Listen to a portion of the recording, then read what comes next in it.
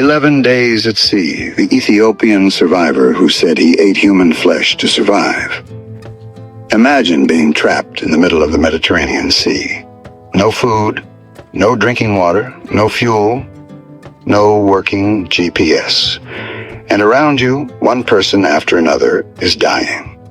Now imagine that after days of watching people die, you are faced with a choice no human being should ever have to make. Eat what is left of the dead, or die with them. This is the disturbing story of Mohammed Adam Oga, an Ethiopian migrant who spent 11 days drifting across the Mediterranean with 14 other people. When the rescue finally came, he was the only one left alive. But years later, he revealed a part of the story he had never told the media before. He said that in the final days, he ate the bodies of people who had already died. And that raises one terrifying question. What would you do if survival meant crossing a line you never thought you could cross? Why you should keep watching? This is not simply a story about a dangerous journey to Europe. It is a story about what extreme hunger, thirst, heat, and desperation can do to a human being. In 2019, 15 people left Libya in a small, inflatable boat, hoping to reach Malta. They believed they were beginning a journey toward a better life. Instead, the boat became a floating graveyard. The engine failed, the food disappeared, the water disappeared. The GPS battery eventually died, and rescue ships reportedly passed nearby while the passengers desperately called for help. For 11 days, Mohammed watched the people around him disappear one by one. But the most shocking part of the story was not revealed until years later. Because the story Mohammed originally told journalists was not the complete story. In 2024, he said there was something he had kept secret. Something so disturbing that it completely changed how people understood what happened during those 11 days. So let's go back to the beginning. Before Mohammed Adam Oga became known as the sole survivor of a Mediterranean migrant tragedy, he had already spent years away from his homeland. According to his 2019 interview with the Times of Malta, Mohammed was originally from Ethiopia. He said he had spent around 15 years living in Eritrea and Sudan before eventually making his way to Libya. He described himself as being involved with the Oromo Liberation Front and said that returning to Ethiopia could put him at risk. Eventually, like many migrants attempting the Mediterranean crossing, he found himself in Libya, and there a dangerous opportunity appeared. A smuggler offered to take him and other migrants toward Europe. The price was reportedly around $700. Mohammed and the others were given a small inflatable dinghy and a GPS device. They were told to head toward Malta. There were 15 people on the boat, 15 human beings, each carrying their own story, each believing that somewhere across that enormous sea was a new beginning. But they did not know what was waiting for them. On August 1st, 2019, they left the Libyan coastal area near Zawiya, and the clock started ticking. The boat begins to die at first. They had a plan. They had fuel, they had some food, they had some water, and they had a GPS. But the Mediterranean is enormous, and a tiny inflatable boat is not designed for a journey like this. Then something went terribly wrong. The fuel ran out. Without fuel, the boat could no longer travel normally. They were now drifting. But there was still food. For a little while, then the food ran out. And after the food came the most dangerous problem of all: water. The passengers began drinking seawater. But seawater does not save a person from dehydration. It can make the situation even worse. The sun continued beating down on them. There was almost no shade, no land, no reliable navigation, and no guarantee that anyone was coming. Then the first people began to die. According to Mohammed's original account, around the fifth day, 2 passengers died. And after that, people continued dying, one after another. The journey had turned into a battle against dehydration, heat, and starvation. And Mohammed was watching it happen from only a few feet away. The calls for help. But there was something that made the situation even more horrifying. Mohammed said they saw ships. They saw vessels passing through the area. They saw helicopters, and they shouted, "Help! Help!" They waved their hands. They tried to attract attention. According to his later interviews, he believed some ships were close enough to see them, but no rescue came. Whether those vessels were actually able to intervene, and what they knew about the emergency at the time, is a complicated question. What is certain is that the tiny boat remained stranded, and every hour that passed made survival less likely. Eventually, the GPS battery also ran out. Now they had no fuel, no food, no fresh water, and no reliable navigation. Only the sea and the dead. A new mystery. This is where the story becomes much darker. The 2019 interviews describe something horrifying.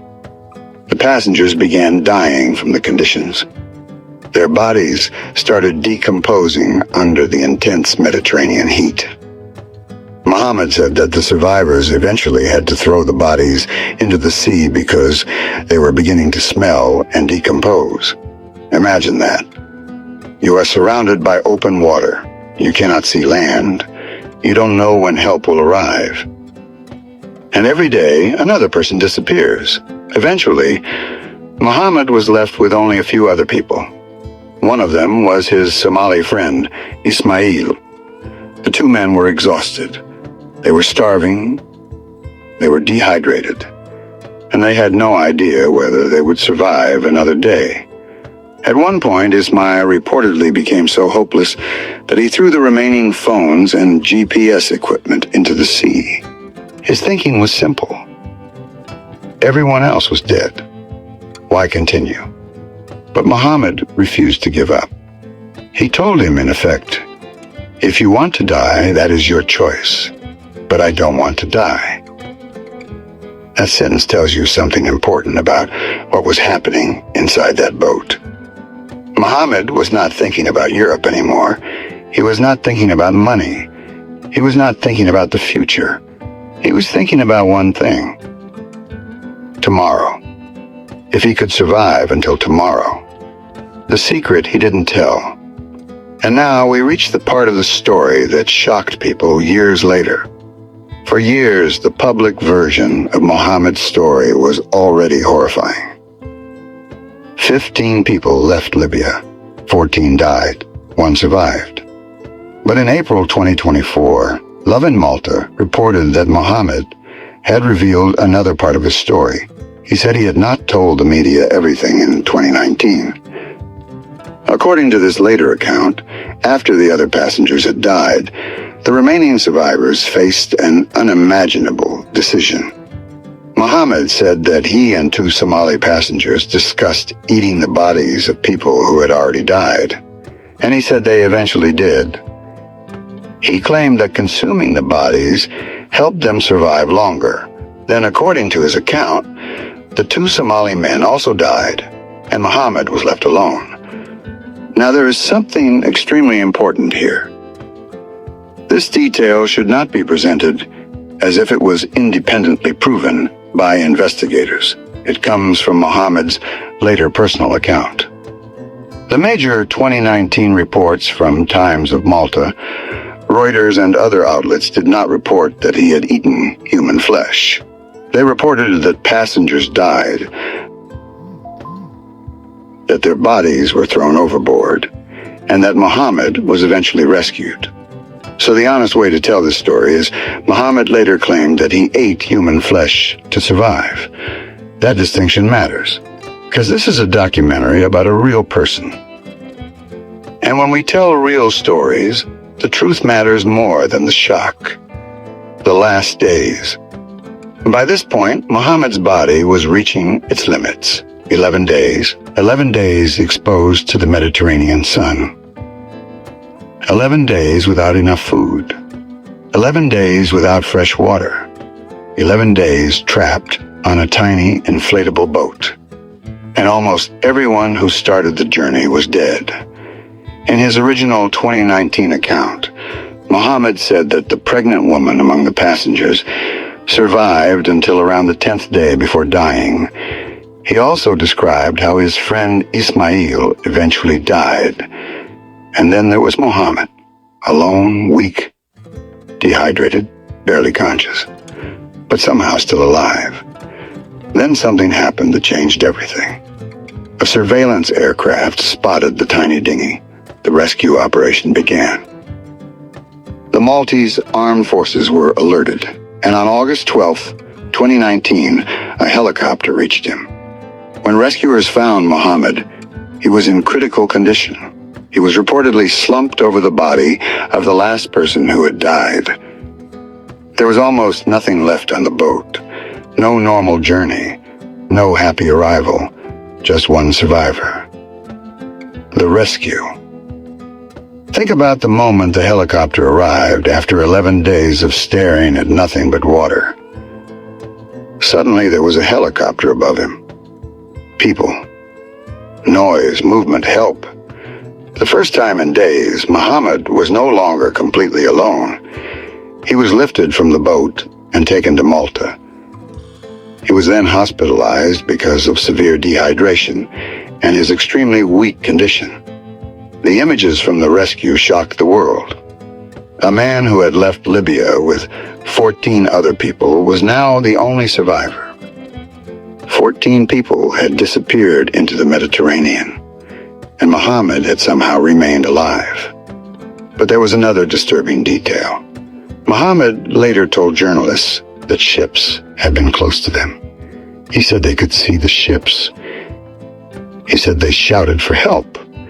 And he believed that some vessels passed without stopping. His words raised a much larger question. How many people could have survived if help had arrived earlier?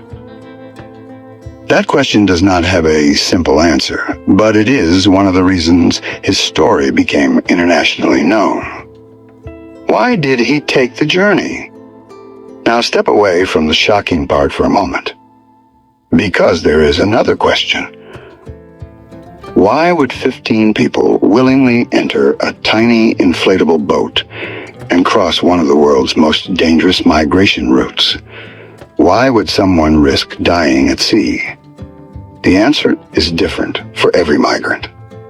For Mohammed, according to his own account, his life before the journey had already involved years away from Ethiopia, including time in Eritrea and Sudan. He eventually found himself in Libya, and Europe represented the possibility of something different, a future, safety, a chance to start again. But the people who sold that dream did not give them a safe ship. They gave them a small, inflatable boat, a GPS, a direction, and a warning that was nowhere near enough.